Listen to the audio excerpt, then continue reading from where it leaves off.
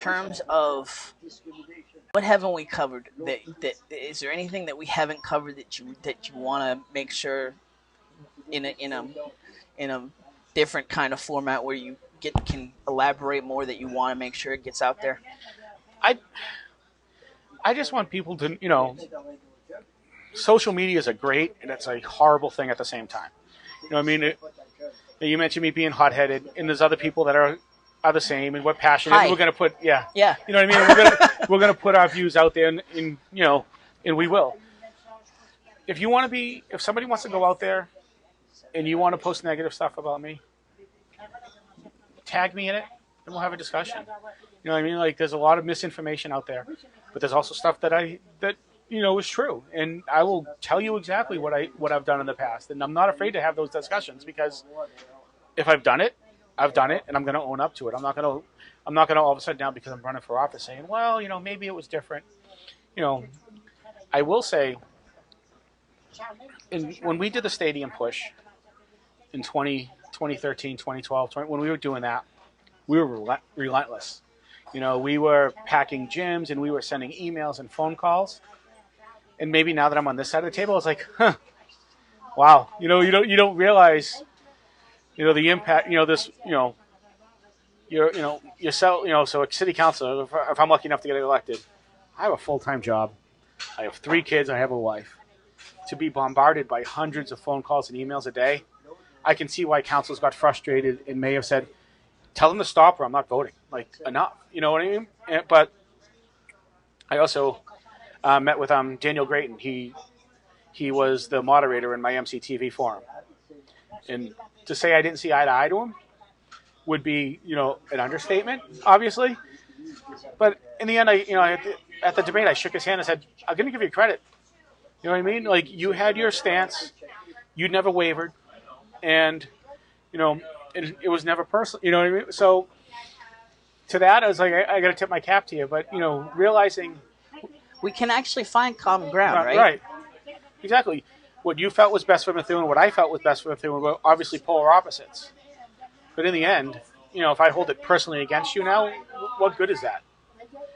So you still live in Methuen, I still live in Methuen. If I'm going to be a representative on the city council, just because you don't live in the central district doesn't mean your concerns aren't valid. And I think, people say, well, the central district, you posted something the other day asking about questions for the debate. Well, you're not in the central district, so I can't vote for you. Doesn't mean your concerns aren't valid, and I can't address your concerns because it's not like if something comes to the floor and it has nothing to do with the central, I'm not going to be able to vote on it. So your opinion, because you live on Tyler Street as compared to Oakland Ave, is still valid, and I still need to hear all of that just because you can't vote for me. Exactly. Yeah. So I'm glad you brought that up because there were a couple things that came up when I did ask that. So we talk about marijuana. We talk about, and now, obviously vaping is a huge concern in the schools, especially. How do we get ahead of the prevention treatment on the substance abuse area? We've had so much discussion in terms of these sober houses and people not feeling A, it was done the right way, or B, they don't want it in their neighborhood. How do we devote more resources to getting ahead of the substance abuse issues? So I'm going to share something with you. My dad passed away when I was 15. He was in and out of rehab his whole life. He was a heroin addict and had a heart attack on the night before Mother's Day in 1988. So I lived it. I was 12 years old in the basement of a church in Revere at a Narcotics Anonymous meeting. So I've lived it. So my views on that, like, I was scared. It was that scared straight mentality where there is no way I'm going near that stuff. And I think a lot of that bluntness, I think we don't give kids the credit they deserve when it comes to being able to handle content that maybe they don't think, they're not ready for more that. Adult discussions. Yes. The banning vape pens right now, like that once again, it's banning something doesn't stop it from being here. You know what I mean? Heroin's illegal. So fentanyl, all that stuff, you can't have it, but it's obviously a huge issue. So just by banning something doesn't mean it's going away. We can't just now, all right, well, it's legal, and turn our head and it's gone. So it's really an education piece. I know Matt Kerr and the AD and the other school and other administrators in the school department is making sure that they're getting out as much information as possible. They had an event for all the fall athletes about the dangers of vaping. There's another one coming up, I think, at the Tenny Thursday. So that's huge right there, and I think just continue to working with youth with these organizations that are already in place and just helping them give them supports as well. Do we as a city need to devote more financial resources to these organizations? I don't know how much financially we can, but we need to show them that we're at least on the same page. We're going to help you as much as we can. So so the homeless situation has come up as well. Well, the city of Lawrence doesn't really do a lot for it, but it's just making sure their churches and organizations are supported in that. So I think making sure that these groups know that Methuen's on. The city's behind you. We're going to help you with what we can do. If it's financial, whether it's space, meeting space, or anything like that, having that correlation, I think, is huge. It's been so much of the issue when you talk to Rocky Morrison, for instance. Right. It's a huge So Merrimack River cleanup is a huge issue, and he doesn't even feel like he has any support from the city itself. I felt like it was pretty disrespectful to Rocky and his organization for Bill Buckley to come out and have an event at the Irish Cottage a couple of weeks ago to talk about this grand plan for the riverfront. We spent another $50,000 on a consultant to come up with these drawings. They're pretty drawings. They are pretty, but would that $50,000 have been better to help support Rocky and the cleanup? He had an event a couple of weeks ago with the scavenger hunt, and at the last minute he's got hit up for $500 from Methuen police for a detail for the boat while he did the event. How are we not supporting these groups that are working to clean the river and then expect us to profit off it by putting this stuff down there? We can't maintain what we have now. Our parks are in rough shape right now, or in the ones we do have, underutilized when it comes to turf, and yet we're going to go out and spend millions of dollars and redo the riverfront. Well, all right, if we're going to go out and do that, how are we going to maintain it? Look at it as you buy a brand new car. If you're not going to change the oil, rotate the tires, and do your preventative maintenance to keep it up to date, it's going to die in 3 to 4 years.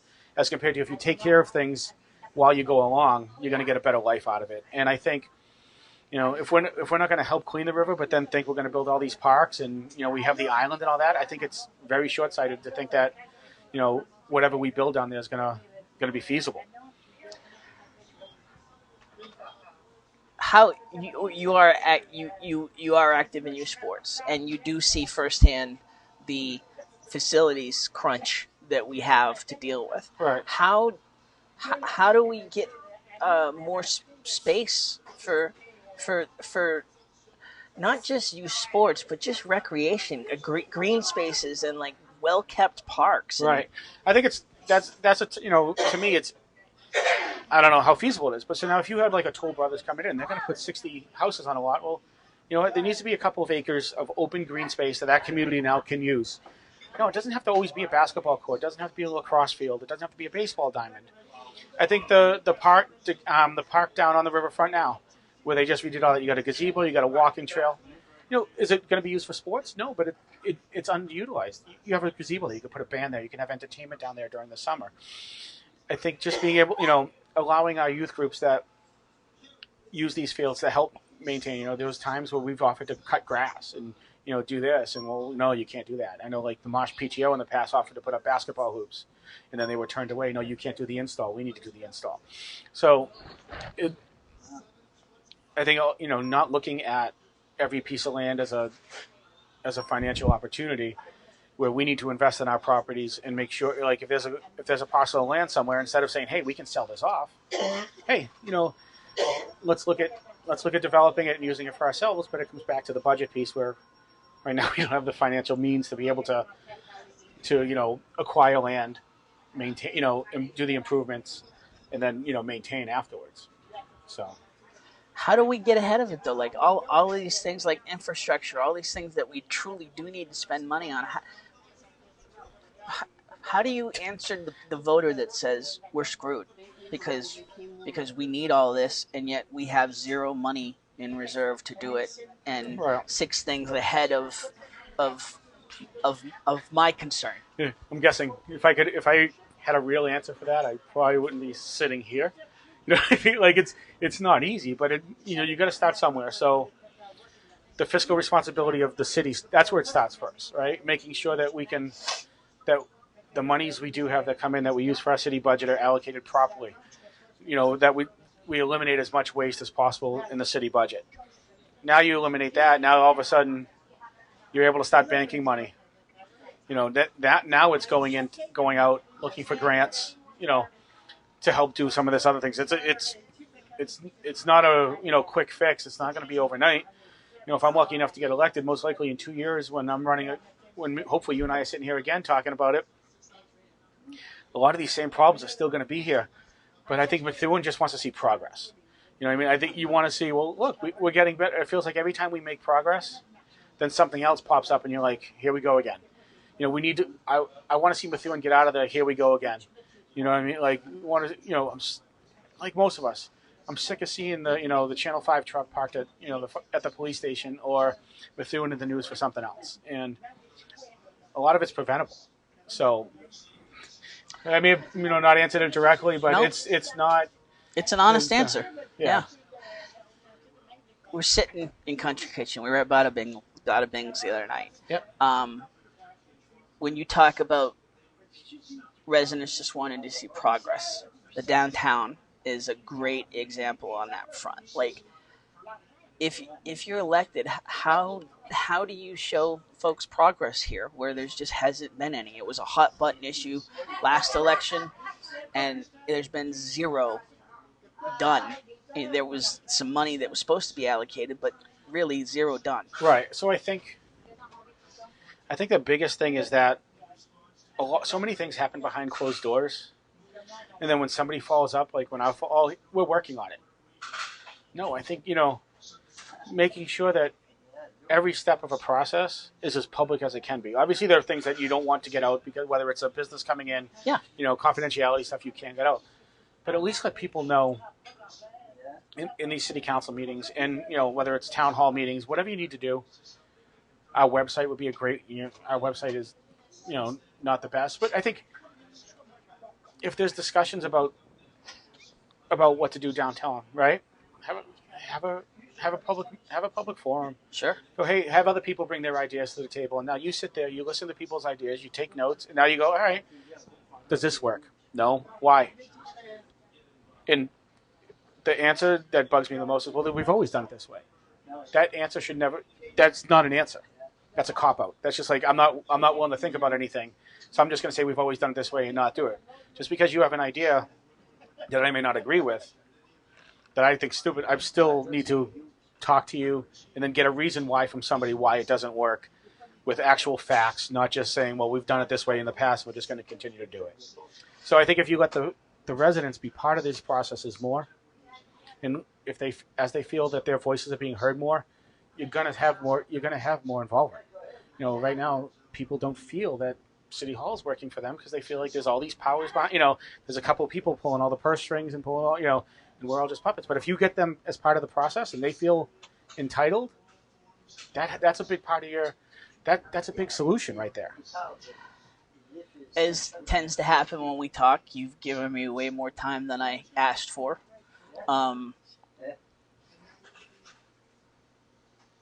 There are the folks that know you know, like the shirt you're wearing, for instance. I mean, this is you.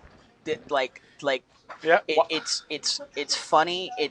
But at the same time, it's a very creative way to raise awareness of yourself, raise money for the campaign, Right. and give somebody a benefit. Right. There are folks that as excited as they are to see you run, there's folks that worry that you're not. That how can you stay you if you're elected? What do you tell those folks? I'm not changing. Like, if I was going to run for office and then all of a sudden become a yes man and be afraid to not tip the apple cart, then I'm being disingenuous. then I would just stay at home, watch meetings on my couch, bitch and moan on social media about it, and just go about my way. The reason I feel like I wanted to run is I can bring bring these outside the box ideas to the city, and let's see if they work. Like I'd rather bring a bunch of stuff to the city council, and then be told like my traffic idea. Oh well, it doesn't work. Okay, but at least I can say, hey, I've tried. I had these ideas. I came at it from some different points of view, right? From some different directions. Exactly, and not afraid to put myself. I'm not afraid to put myself out there. If I'm wrong, I'm wrong, and I'm going to own it. But I think right now, just the nature of politics is so many people are worried about getting reelected or what the next step is that they're afraid to put their neck on the line because they don't want to hurt themselves in 2 years. I'm not afraid of that. If I get elected in November and I'm lucky enough to serve Methuen and I don't back up what I say, vote my ass out. And I'll be sad and I'll be disappointed. I'll be disappointed in myself more than I'd be disappointed in losing an election because I'm doing this because when I moved here in 2001, the city took me in and I love the city. I may be from Everett, but I bleed blue, as we all say. And I want what's best. I have no plans on leaving Methuen, and I just want to continue to help. And that's the reason I'm running. And I'm not looking to become, a mayor or anything. No, this is it. And this is what I do. I'll do my time, hopefully if I'm lucky enough, and I'm going to do whatever I can to help the city grow and get out of where we are now. Do you know where? Are you concerned where you are on the ballot? Do you want to let people know that? Well, number 3 on the ballot. Number 1 in your hearts. Number 3. Yes, exactly. I use that line. People are like, that's genius. I'm like, hey, that's just me. Little wink, and there we go. But I'm not concerned about that. I think we give people, we don't give people enough credit. Like, I don't think there's very many people who go into a ballot box for the most part, especially in Methuen right now for the last 2 years, and going in there and saying, oh, the first 2. The interesting thing that I have heard is it's not the position on the ballot, it's what's next to your name. There's a lot of anger. There's a lot of people like, are you an incumbent? I'm like, I've never run for office. Got my vote. I'm like, huh. May I ask why? They're like, I'm just, sick of politics as it is. I'm like, well, you and me both, buddy. That's why I kind of threw my hat in the ring, and that's why I'm doing that. So I'm not really worried about the position. I'm third. Jimmy and Joyce are 1, 2. GJ's below me. Let the chips fall where they may, So I don't get a first round bye if we're going to use like the NFL, but it's not going to stop me from going out there. I'm going back to work today, and then after that, I'm going out and I'm going to knock on doors. I'm going to do that the next 13 days until 7 p.m. on November 5th, and then we'll see what happens then. But I'll tell you right now, I'm not going to lose this election because I was outworked. You know what I mean? Like everything else I've done in life, I'm working my ass off to make sure that people know that there are choices out there. And if you have a question, please reach out. joelformethuen.com is my website. I got a Facebook page. We'll go through Methuen Youth Lacrosse at this point. I'm still running that. But just as any person in Methuen, not just myself, just as a candidate, meet everybody. Talk to as many candidates as you can. They're all willing to sit down. I think a lot of people are as frustrated as I am or as you are as a citizen. And just make an educated decision. Turn off the noise that's on social media about, when the camps are yelling at each other, and talk to these people and talk to them and make the decisions that way. Don't go off what, is on social media, what other people are saying about these candidates. Joel, Faretra, thoroughly appreciate the time and thank you for throwing your name in the ring.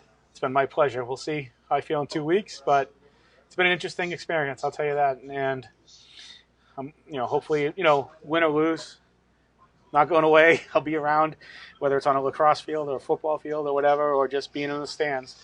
But or still still bada bing. But whatever happens in November, I think we just need to put those differences, put those things in the back room, put them aside. We need to refocus and just start doing what's best for everybody as a whole. And I'm starting to see that. You know what I mean? I'm starting to see that's what a lot of people want. So I'm hoping that come November 5th, that I can earn the people in the Central District support, and hopefully carry that forward in January and next 2 years.